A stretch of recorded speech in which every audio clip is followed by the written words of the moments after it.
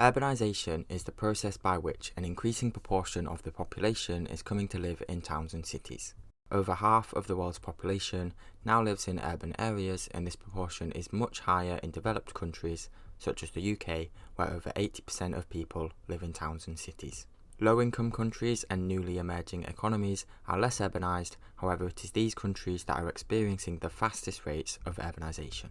This increasing rate of urbanisation has also resulted in the growth of many megacities. These are cities that have a population of over 10 million people.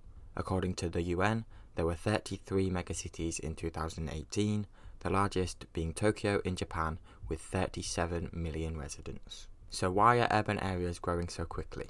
There are two main causes of urban growth: natural increase and migration. Natural increase is where the birth rate is higher than the death rate, meaning the population naturally goes up. This is higher in low-income countries for several reasons. Infant mortality has traditionally been high in these countries, so families will often have many children in the hope that some of them will survive to adulthood. A lower life expectancy means people start having children younger, and they will often have more children to allow the families to earn more money. And finally, there is a lack of contraception in low-income countries. Migration is the movement of people from one place to another. Rural to urban migration is where people move from the countryside to towns and cities, and this is very common in LICs. This movement happens due to push and pull factors. Push factors push people away from where they live, whereas pull factors pull people towards a new place. So with rural-urban migration, push factors are the negatives of rural areas, and pull factors are the positives of towns and cities. The following are push factors that can make people want to leave the countryside.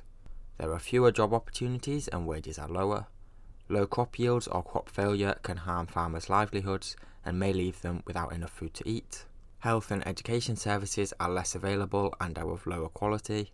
Climate change and natural disasters can force people out of areas. And human conflict such as a civil war can similarly force people to move.